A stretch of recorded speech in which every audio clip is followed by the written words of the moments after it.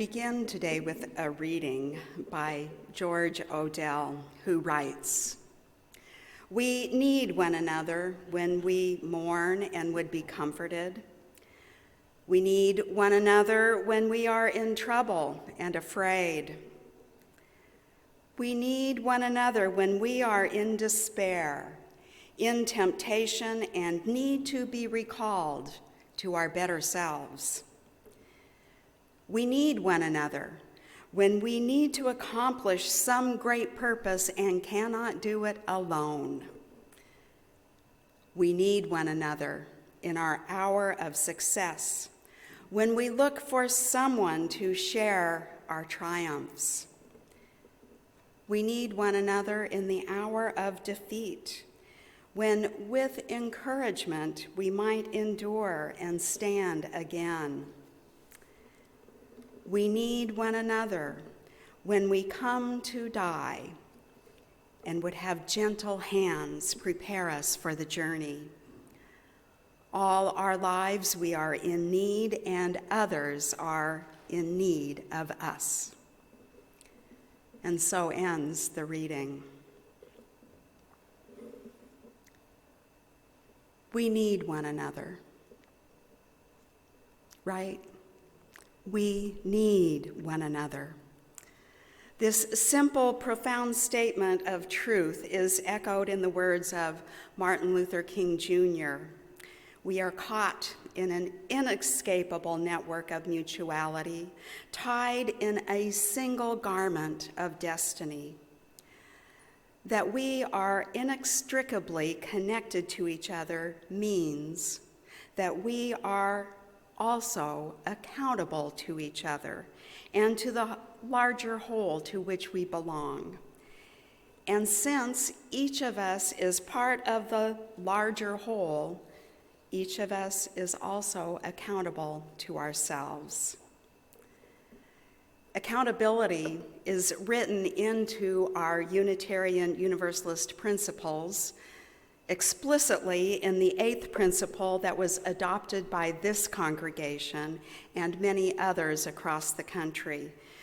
And that principle reads in part, "To build a diverse and multicultural beloved community by our actions that accountably dismantle racism and other oppressions in ourselves and our institutions." It's a tall order. I think we're up to it. We know that accountability is important, but what do we really mean when we say accountability? And what does it look like in practice? There's been a lot of talk in our wider culture about accountability these days. We hear chants of "lock them up" for perceived and real wrongdoing. We hear that chant. This tells me that accountability too often gets inflated and conflated with punishment. After all, ours is a society that is built on systems of punishment and reward.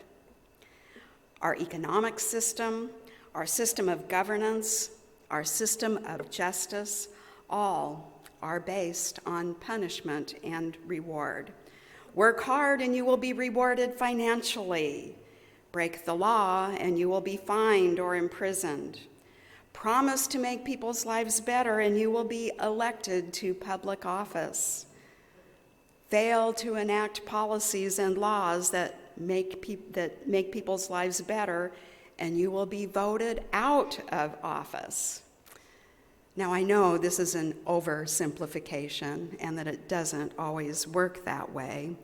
And we are all well aware of the inequities built into these systems, privileging some and disadvantaging others. But the point here is that punishment is the predominant means by which we seek to hold people accountable in our U.S. American society. Not only is punishment not true accountability, the social sciences tell us that while fear of punishment can be a deterrent to bad behavior, punishment itself isn't.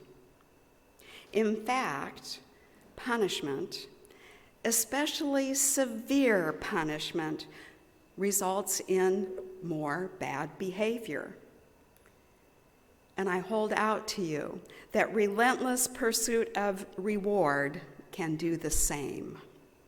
It's no small wonder, then, that we're seeing our economic, political, and judicial systems break down in real time. It's as author and psychologist James Clear writes in his book, a book that he titled Atomic Habits.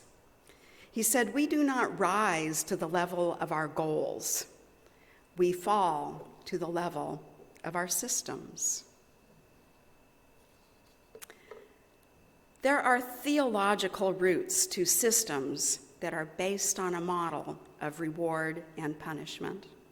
The belief in divine rewards in heaven and divine punishment in hell. Unitarian Universalists have long rejected theologies that are based in divine reward and punishment, rejected ideas of a God who would require suffering as atonement for sin and wrongdoing, rejected ideas of a heavenly reward for some and damnation to hell for others. Though ours is a faith tradition that welcomes and values diversity in religious belief and practice, there are some things that we hold in common, some things that are common among us. That life is a good gift, and all are worthy of that gift. That there is an all-encompassing love holding and sustaining us all.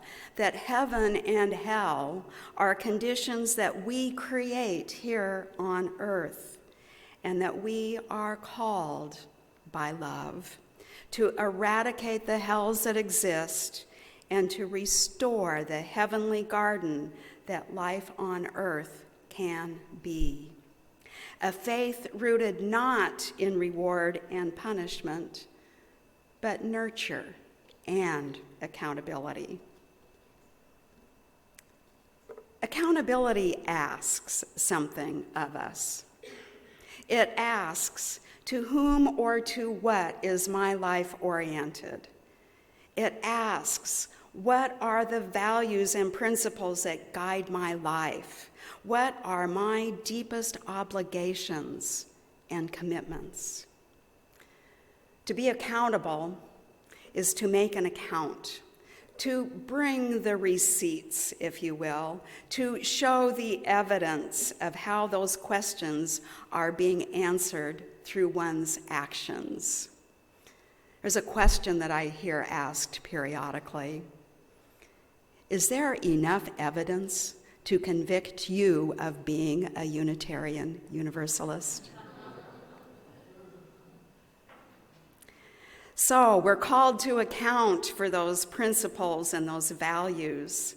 And if the account falls short, to do what needs to be done, to nurture things back into balance, back into alignment. The gardeners among us know that when you're growing a plant, if the plant fails to thrive, you don't punish the plant. You give it more of what it needs, maybe more water or less, or moving it to a sunnier slope or a shadier spot, depending on what it is that that plant needs to flourish. It's been my observation that because our society is so entrenched in a system of rewards and punishment, that it becomes internalized and operates on an unconscious level. We perpetuate systems that we've created because that's what we've always done. In addition, if you're like me, we tend to punish ourselves with guilt and shame for our own faults and failures, like the cracked pot in the water bearer's story, the one that feels ashamed and apologizes for failing to do its part in delivering water to the village, only being able to deliver half of what the pot without the crack could. The water bearer responds not in a punitive way, but with compassion, pointing out the flowers along the path that had been there because of the water that had leaked out along the way. Together, the two pots were able to accomplish what neither one could alone. Together, they were able to both bring water to the village and water the plants along the way. Says Dr. Elias Ortega, who's president of Meadville Lombard School of Theology, says, "Brokenness is not the last word when grace abounds." Brokenness is not the last word when grace abounds. When the time comes that we need to hold ourselves and each other accountable, I hope that we would keep Dr. Ortega's words in mind, because we've all been broken. We've all been broken by the systems that govern our society, systems that we did not create, but do perpetuate. And I know this from firsthand experience. As part of our denominational efforts to accountably work to dismantle racism and other oppressions within ourselves and our institutions, ministers like me, who are accredited to serve in developmental and interim ministries, have been charged by our Association of Congregations to do this work in the congregations we serve. And one of the things that drew me to this congregation is your ongoing commitment to becoming an anti-racist, anti-oppressive, multicultural, beloved community. And I could spend a lot of time naming the ways that you do this, but I think you know. As part of my own work to dismantle internalized oppression within myself, I regularly take part in activities that are designed to do that, one of which recently was a group coaching experience that was co-facilitated by two people, one from Canada, a renowned expert there in diversity, equity, and inclusion, and one of my colleagues, a woman of color. As is customary in small groups, we would begin each session with a check-in focused on what we were struggling with or being challenged by. And it was maybe our second or third session when, during the week before, I had been witness to a series of incidents where people were being called out for microaggressions. A microaggression being an indirect, subtle, or unintentional discrimination against members of a marginalized group. And before I go further, this probably needs a little bit of a trigger warning. When it was my turn to check in, the words that were in my head weren't the ones that came out of my mouth. I said, "Several times this past week, I've been witness to white people berating other white people on behalf of colored people." Knowing that what I meant to say was people of color, I froze. And part of me hoped that nobody would notice. And thankfully, in my frozen state, The next person did their check-in and the conversation moved on. The next morning, I got a friendly email from my colleague, the woman of color, with an article attached about how the phrase I had unintentionally used is offensive because historically it was used to single out and target Black people. To say that I felt horrible and ashamed would be an understatement. I apologized to my colleague, and I asked if I should also apologize to the group, as it must have made everyone uncomfortable. We decided instead of an apology that we would use my microaggression as a case study. So this is when everything was still being done on Zoom. And so when I logged on to the next session, it was with a fair amount of dread and anxiety. I felt vulnerable and exposed. Of course, I was assuming that everyone in the group was much farther along in the work than I was, and that none of them would ever have made such a mistake. I was sure that they would all be judging me as harshly as I was judging myself. The facilitator, the renowned expert in diversity, equity, and inclusion, began the session that day with a prayer that she says that she prays each time she commits a microaggression.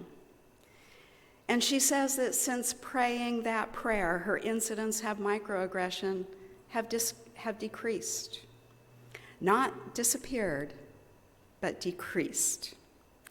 The prayer is from Hawaiian tradition, and it's the practice of self-forgiveness. Just 4 short phrases. I'm sorry. Please forgive me. Thank you. I love you. And then you say that over and over and over again to yourself.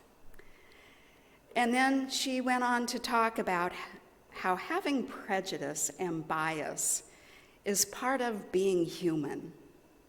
We all have our prejudices and biases, and we can never be rid of them, but we can learn to recognize them and catch them before saying or doing something that hurts someone else. And when we do mess up, which we undoubtedly will, we can apologize and then nurture ourselves back into accountability. Something shifted in me that day. The words of the poet Audre Lorde rang truer than ever. The master's tools will never dismantle the master's house. Fear of punishment is a tool of dominance and oppression, one that I had internalized. I learned that I can't judge and shame myself or anyone else into being better or doing better. That love is indeed a better tool than fear. By praying that simple prayer, I'm sorry, please forgive me, thank you, I love you, I felt lighter, freer, and more in alignment with the values I hold and the theology I profess, a theology with love at the center. Our Unitarian Universalist Association is calling us to draw our circle of love wider, to more fully include the historically marginalized, by accountably working to dismantle racism and oppression within ourselves and our institutions.